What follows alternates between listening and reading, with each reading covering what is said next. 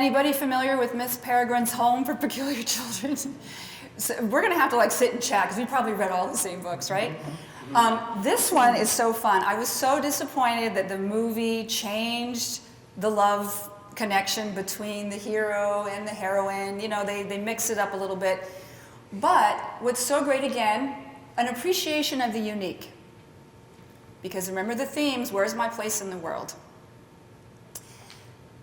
In this particular story, there's the ability to see the unseen.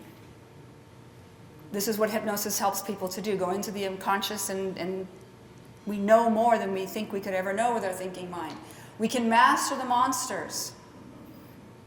We are stuck in time when we're in PTSD. So I explain this to clients. You know, post-traumatic stress is a part of us stuck in time. By the way, do you read young adult fiction? Are you familiar with that popular theme of a time loop? If they say no, almost everybody's heard of Bill Murray and Groundhog Day, waking up the same day, feeling the same way, dealing with the same shit, feeling frustrated. So when we go back to seeing the unseen, this is really important because you and I all know that magic happens in hypnosis. Hypnosis is magical. And our clients are able to get insight into things that they would not ordinarily have without your help. And that makes you the magician, the wizard. It makes you part of the magic. Now, when we talk about mastering the monsters, I often ask clients to consider the idea that anxiety and depression are messengers. They've come to get your attention, that something in your life is not sustainable. It's not doable anymore.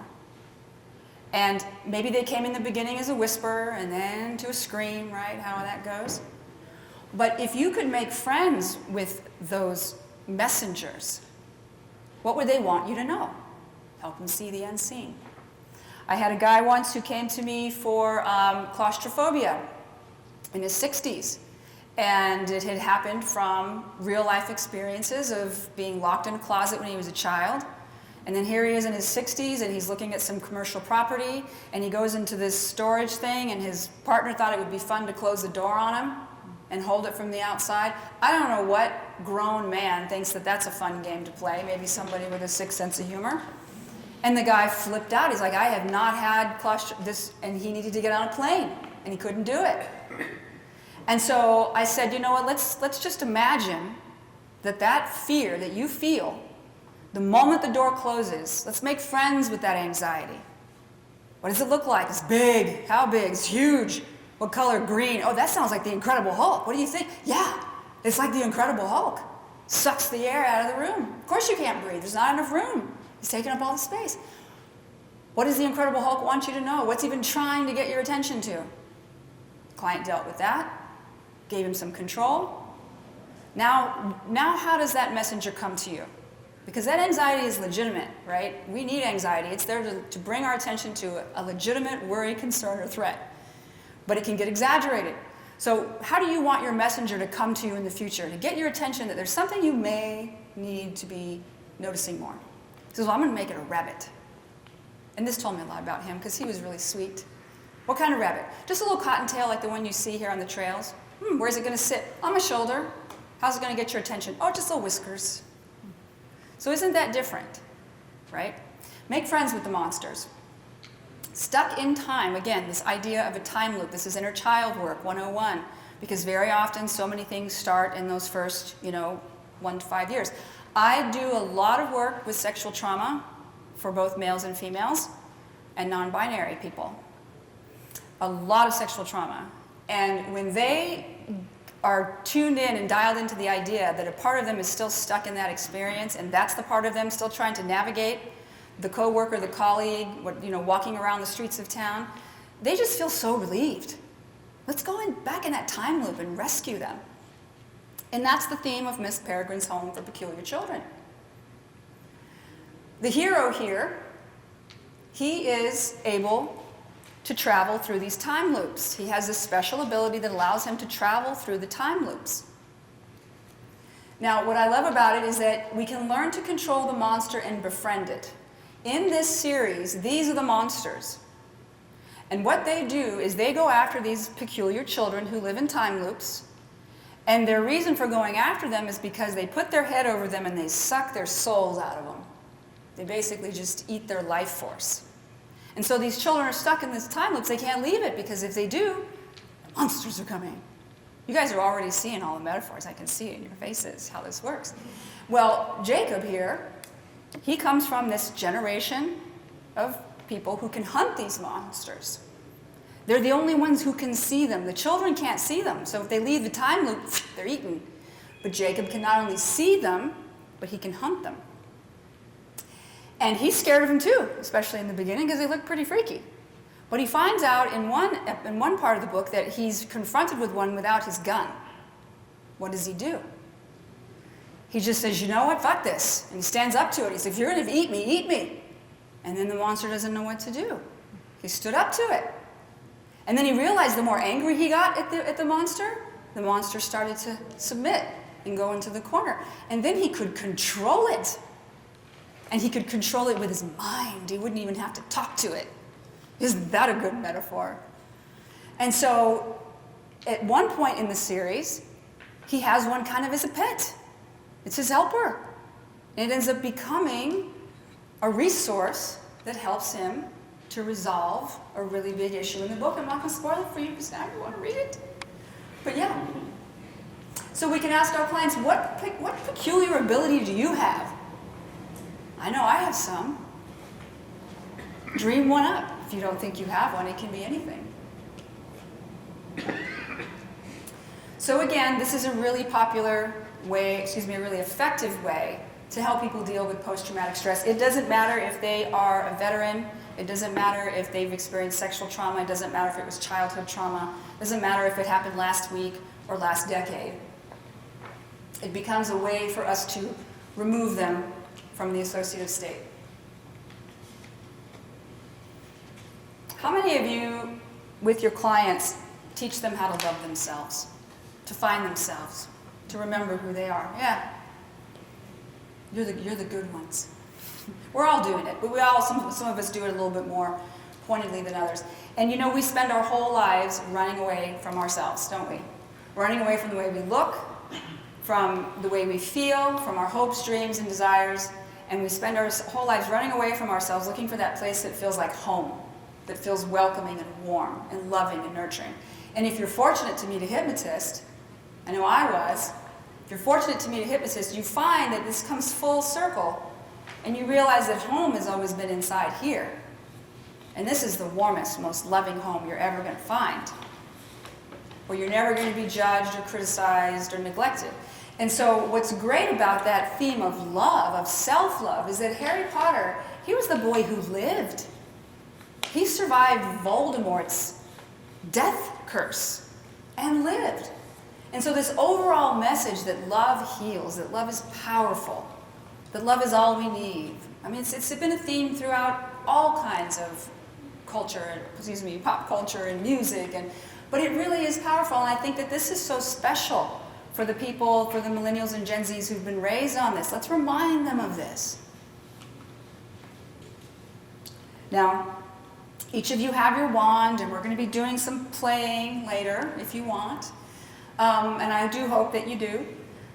But here are some popular themes from the Harry Potter, some metaphors that you can use that are really helpful. And you're going to see how simple they are to use.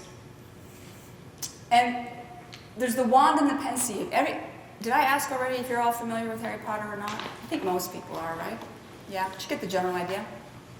So, with the wand, and this is the headmaster of Hogwarts, which is the magical school. Okay, he's the head honcho, the big cheese. And he's got so much going on. He's got so much to deal with. So he has this magic pensieve. It's a basin, a magical basin that has this kind of energy in it. And what he can do is he can use his wand, and he can say, you know what, I need to take that memory out for now because it's taking up space. And he can pull out the memory, and he can put it into the pensieve for later. And then when he wants to go back to the memory, he does what Harry's doing in this picture. He just goes in to the plasma or whatever it is he's got going on in there, that magical shit. He just puts his head in there, and he can go right to the memory and review it. He can get a different perspective of it. He can go back and see what really happened in that memory from different angles and perspectives, and that's a beautiful way to work with clients. They can take a memory out and say, you don't even need to ever go back to it. Let's just pull it out, put it into the pen sieve, and you never even have to go back to it. It's gone. You can forget about it. One of the things I like to say with clients, and you love to do this when they're in state because it makes them laugh, once you've built up all this pressure and they're holding on to whatever it is they want to let go of, in whatever NLP technique you're using or whatnot, then I go, hey, you know what? Do you remember what you had for lunch 2 weeks ago on Tuesday? No? And it breaks state just a little bit, right? So it's fractionating because by the time you go later, it's going to take them back in. Break state just enough. Do you remember what you had for lunch 2 weeks ago, Tuesday? No? Then you let them say, that's right. Breathe and relax. You remember what you wore to work 2 weeks ago on a Friday? What? No. That's right. Breathe and relax. Now, if you're ready, and if you're willing, and only if you're ready and willing, let that thing go to that same place where you don't remember what you had for lunch 2 weeks ago on a Tuesday, what you wore to work 3 weeks ago on a Friday. And they get it. Because we forget things all the time, things that are unimportant. So that's what's really fun about the pen sieve. You can play with this. Again, you don't even have to, your clients don't even have to know what it is. You can make it up and they'll think you're brilliant. What's really great about the concept of apparate and disapparate is you can appear or disappear.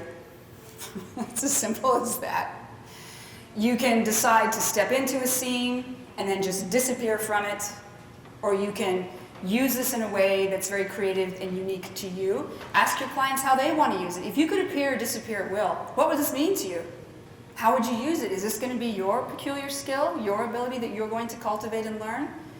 And if you have a client that's highly dissociative, they're always wanting to dissociate, and we have those, right? You don't want to use this with them. Right? We need to use our thinking cap and our professional skills. But if you have somebody who is so involved with their work, so involved with something going on, a family trauma, if they're a caretaker for someone, if there's something that's really consuming their life, wouldn't it be nice to be able to just disappear for a while? And if you could just poof, disappear, where would you go? I know I would go to Tahiti. That's where I'd go. So this is a fun way to play with the idea of disappearing. But again, don't want to do it with dissociative people. This one's a fun one. These are these tapestries that line the halls of Hogwarts. And they have these pictures in them, and the pictures can talk. At first you see them, and they're all just kind of, in their poses. But then when you walk by, they try to talk to you. They try to get information, or they have information about Hogwarts. They've been on the walls for centuries. They've seen it all happening in the halls of Hogwarts. They know the history. And that's a great metaphor for information. It's spirits with info. What does the client need to know? I have a hypnosis that I call my gallery hypnosis, and that's the one that I'd like to play with you later today. We're going to modify it for this class. But there are golden picture frames of various sizes and shapes in this gallery of the mind. And there's all sorts of information in these. And so if someone is really into Harry Potter, what would it be like to imagine that you were in your own castle, your own place, and you have portraits of your ancestors, or you have portraits of people that you admire with qualities and abilities? And what would you want to know from them? So that can be really helpful. So we'll pause for just a moment because we're at the top of the hour. Does anyone need a bathroom break? Doing good? But I want one. Okay, we'll make sure you get one. Yeah. This is wonderful. This is all about empowering your clients with resources, because Hermione has this little magic bag, and it's only, about yay big. And in one part of the series, she puts a tent in there, she puts food, she puts all the camping gear, she puts medical supplies. Everything that she needs is in this little bag that just fits on her wrist. So this is a great metaphor to use with your clients. What if you had a magic bag that had anything you needed when you needed it? Had any resource for you and can go with you anywhere, easy to travel. So this is a really fun one to use with clients. What would you put in your magic bag? What would it look like? What would it feel like? How easily would it be accessible to you? So this is another really fun way to play. Deathly Hallows, tools for change. My son is kind of a nerdy kid. He was always kind of a nerdy kid, gamer, rich in fantasy, you know, just loved Legend of Zelda was like his favorite game until he got into World of Warcraft and all that. He was really big into Animal Crossing, and so one day, you know, he wanted a tattoo. No, you can't have tattoos until you're 18. Why? There's no reasoning behind it. I'm just making up this rule because I'm your mom. Dad's your dad. Arbitrarily, the law says you're an adult at 18, so I guess that's when you get to do it. So he goes and gets a tattoo, and he gets on his arm, right about here, he gets a Triforce, he gets a leaf, and he gets a Pokeball. And I looked at my husband, I said, that kid's never gonna get laid. Never gonna get laid. He's walking around with these nerdy tattoos. And so years go by, and we're sitting around talking, and I said, you know, Nathan, I gotta tell you, you know, when you got those tattoos, I thought, oh, there's it. I thought you're never going to get laid again. He's like, are you kidding, Mom? He goes, this is the gateway to chicks. Because, you know, that just wasn't my thing. But these millennials, these Gen Zs, man, it's their thing. It's their thing. And it would behoove you to get familiar with it, right? I had a young person come into me, and he had a Goku on. Goku is from Dragon Ball Z. Dragon Ball Z, thank you. And I remember my son used to, you know, watch Dragon Ball Z. I didn't remember enough of it. But just the fact that I knew what that was, it built rapport. Because you and I, if you work with teens and adolescents, especially like the 12 to 14 range, they can be a little tough. At least the ones I've had. It's just like, who are you? Why am I talking to this old lady? My parents want me to be here, and I don't want to be here, you know? So when you can crack that ice with something simple like that, whoa, this old lady knows who Goku is. So what's really great about these three is, first of all, it's the number 3. And how many of you say on your count out, every time you see here use a number 3, you'll feel more free, right? So 3 is just a really magical number in general. The Elder Wand, this is supposedly the most powerful wand on the planet. Give your client an Elder Wand. You can put a wand in their hand during hypnosis. They don't need to know it's not the real Elder Wand, but it could be, right? Invisibility Cloak, the ability to get invisible for a moment. And then the Resurrection Stone, which brings someone that you love to life. This is a great way to have some closure, some conversations of closure with someone. Look at what this looks like. You can buy a little pyramid stone like this at any crystal shop. You can buy them online in bulk if you want, and they're not very expensive at all. And you could have your client leave the office if you're doing grief work with their own resurrection stone. Now, they don't need to know the whole story from Harry Potter where, you know, if you bring that person to life, then they pretty much suck again. They're kind of in between the worlds of life and death. But you can still use this idea of a resurrection stone to have this moment of closure for them. Now, I want to talk about the wands for just a minute because someone gave me some really good advice years ago. I had a piece of equipment. I was a biofeedback specialist, and I had spent $21,000 on this system between training and hardware. And then 3 years later, this new device comes out that's supposed to be even better. Some people telling me it is, some people telling me it's not. And I'm just like, do I get it? Do I not get it? Because it was going to be another like 15 grand. And I had this very soft-spoken gentleman look at me, and he said, Gila, the magic is in the wizard, not the wand. And I was like, so this is a great idea that when you're doing wand work with your clients, you can tell that to them at the end. At the end of the session, you can say, bring up your own language. You know, you did amazing today. Isn't it fun to have this playful tool? Because you can do this when they're leaving the office, when they're out of hypnosis. Isn't it great that you had this fun time with this wand, and if you get some, you don't leave with it? But you should know something. It's really a secret. It's a secret in the magical community. And that is, the magic is in the wizard, not the wand. Ultimate empowerment. It's inside of them. The mirror of Irizid. This is the word desire spelled backwards. It will show the person what their true heart's desire is, and they will see what or who they need to see. Another tool for grief work. Many of us use magic mirror. It's really no different than a really common magic mirror theme that we would use in hypnosis. But when you're working with somebody who's familiar with Harry Potter, they're going to, again, really connect with this idea of the mirror of horizon. And so they can, again, get information. What is their heart's desire for who they want to become? Who is their future self? Who is their true, authentic, real self? And this mirror will show you what you desire. Anybody have people come to you like, I'm kind of stuck in life. I don't know where I want to go, what I want to be. I feel like I need a change. What's my passion? What's my purpose? This is a great tool for that. And they might not get it in one session, but you can anchor to the awareness of being able to be in front of that mirror so that you can teach them their own self-hypnosis tools to use at home. Time turner, go back in time, gain that different perspective, and reframe. As again, if you don't want to use the pensieve or the client's not big on it or you just want to do something different, this time turner gave Harry and Hermione the ability to go back in time about an hour. But again, your client doesn't need to know that, right? Maybe they do, maybe they don't. It's a great way to take the concept of fast phobia, or what some people call rewind technique in NLP, going back to that hour, go back through it, zip, zip, back and forth. So time turner is another playful way to be able to get more perspective on whatever the issue is you'd like to get perspective on. This is another one of my personal favorites, the room of requirement. What you need when you need it. One that I use is a room without a roof, only stars, 1,000,000 billion stars, so many stars that it just casts this beautiful glow. So a room of requirement. It's got a book, the story of their life over here. In front of them is that mirror, the magic mirror.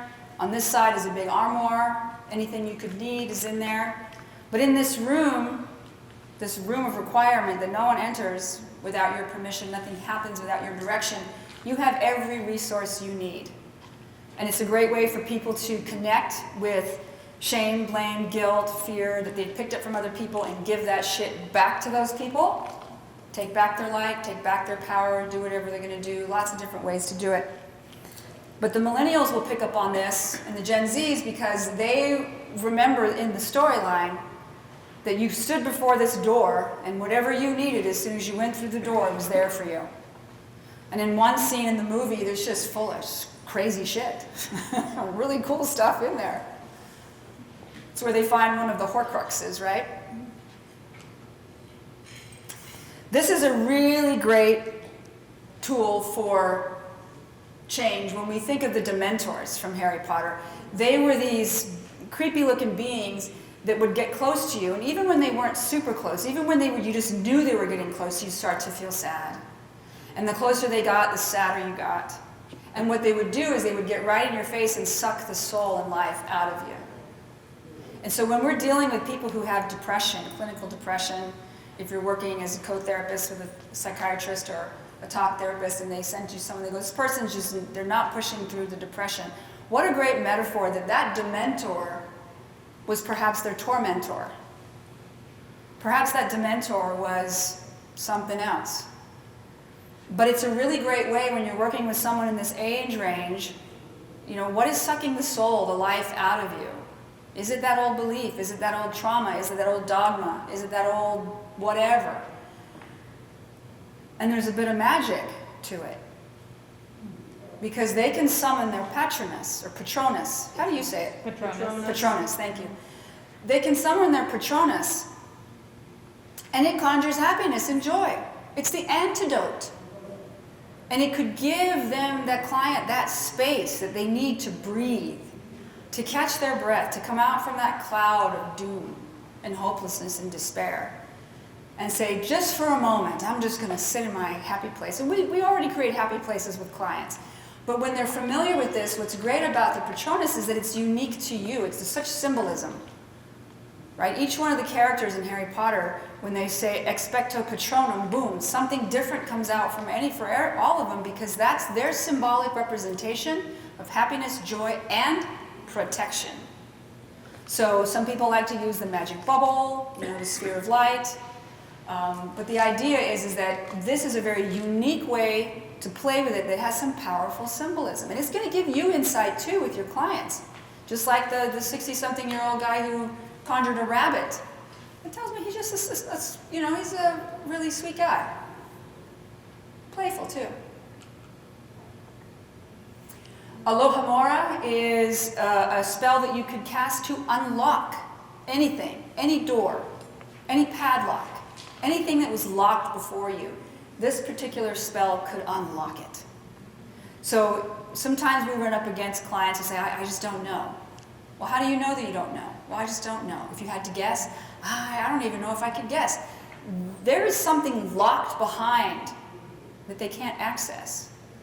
But if they had a spell, well, if you could take that feeling that's kind of keeping you from accessing it, make it a big padlock. Make it a really big one like you've seen in Pirates of the Caribbean or, whatever. Make it the biggest padlock you've ever seen. And what if you had a spell to unlock that? Ooh. And it can't fail because it's magic. Boom. Once the padlock falls off, go with your first impression without thinking, what is it?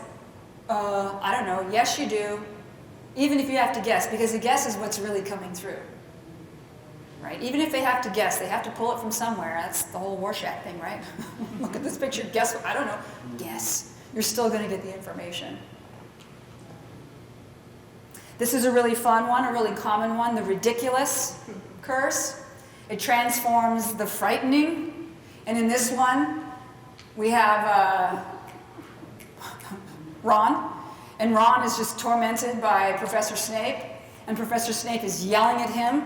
And he just sends out the spell and turns him in, puts him in drag. Then he can't, you can't take it seriously. And we've been taught in a lot of our trainings that, turn that shitty boss into a cartoon character. I had someone once who said that his mother, he hated going home for the holidays because his mother was just always just, woe is me. She was always just overly doting and overly, just whatever. And he turned her into olive oil. Oh, Popeye. It's like, as soon as, when she's being her normal, loving mom, fine. But as soon as she starts that shit, she turns into olive oil. So the idea being that you can use this with a Harry Potter theme, with just a spell. I've been known to use this from time to time when I'm in social situations and there's that person who's just being obnoxious. I'm just, next thing you know, I forever have a picture of that person in my mind looking that way. And it's so much harder to get upset with it because you can't take them seriously. This is another great way, another good tool, the lumos, to light things up, to shed light on it, going through the dark. And these are not new tactics that we learned or techniques as hypnotists to help people get to things. They're just novel, fun, magical ways to put a spin on it. And it's just always there. Because, they kind of already have their own lumos. It's their iPhone or their Samsung, right? They already have that little wand that they can put the flashlight and then you can see it. So it's not a far stretch to say what would it be like to imagine you could play in your mind and always have a way to shine a light on what you seek to find. A lot of phones, I don't know which ones exactly are programmed that way, but all you have to do is say Lumos and the flashlight comes on. Get out! And say Knox and it goes off. What? Yeah. Okay, I'm going to repeat that for the recording. So apparently some of the iPhones I don't think it's iPhones. I think it's Android. Oh, Android. I had an Android in it. Okay, so there's a phone out there that you can just say Lumos and the flashlight will come up and you'll say Knox and it goes out. Beautiful. Right. Now I got to find this out. Flashlight on mine, but you have to push the button. I got to find this out. This is too much Just fun. say it while you press Yeah, it. no, you don't. You just hold it and say. There you go. Say it while you press I it. think it's the magic word. It's really your thumb. Yeah, beautiful.